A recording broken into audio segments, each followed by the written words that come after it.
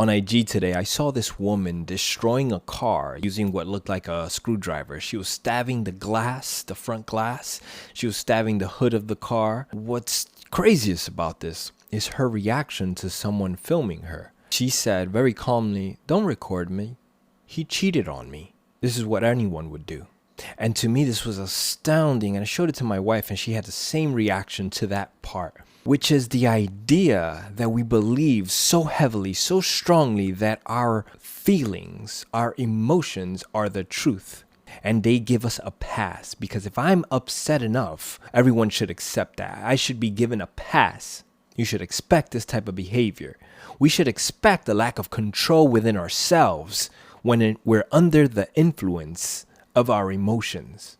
Therefore, I wanted to talk about how emotions and feelings are not truth. If you haven't seen it yet, check out my video on truth right here. To a certain level, most of us can understand, yeah, my feelings are in truth, right?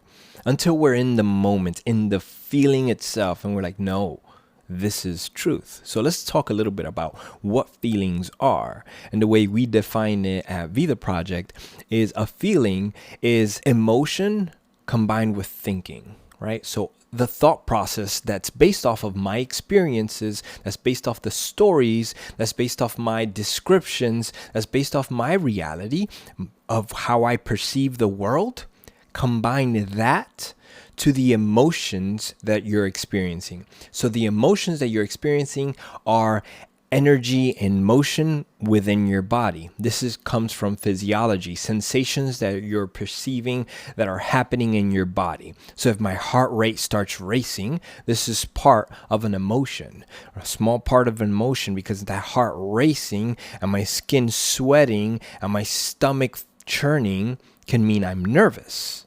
Can mean is the key factor there, because that meaning is applied by the thinking, and that's what converts it into a feeling.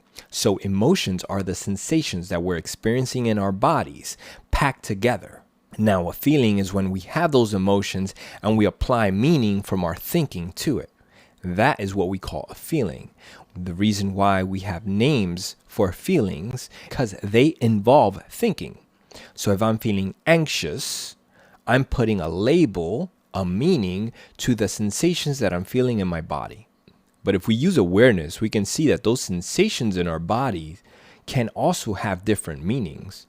Excited can feel the same way. Heart racing, skin sweating, stomach churning, that could mean excitement. It could also mean that I ate something that's not sitting well with me. It could also mean that I'm exercising after I drank some water.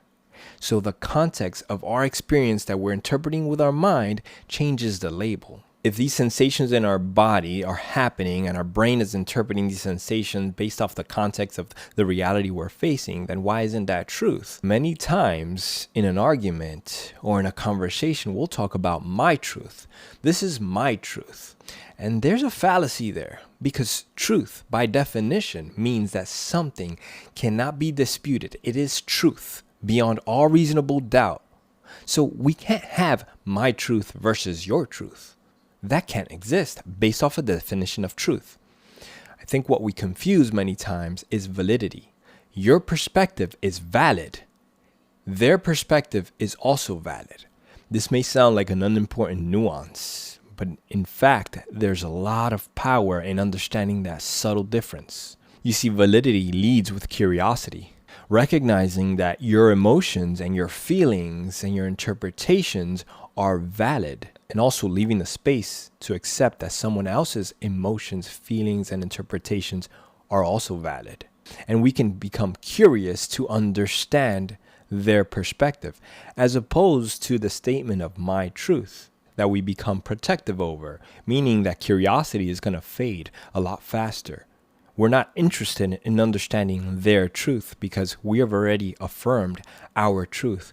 And that's where it all ends, where when we're looking at validity, we're seeking to understand each other.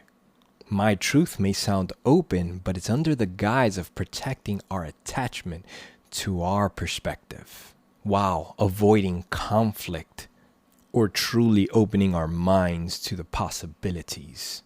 Therefore, if we seek to understand how someone else is valid and express how we believe we are valid, we are opening up the discussion to find mutual ground, to find mutual understanding of each other, as opposed to trying to solidify the truth that we all must agree upon, which is never going to happen.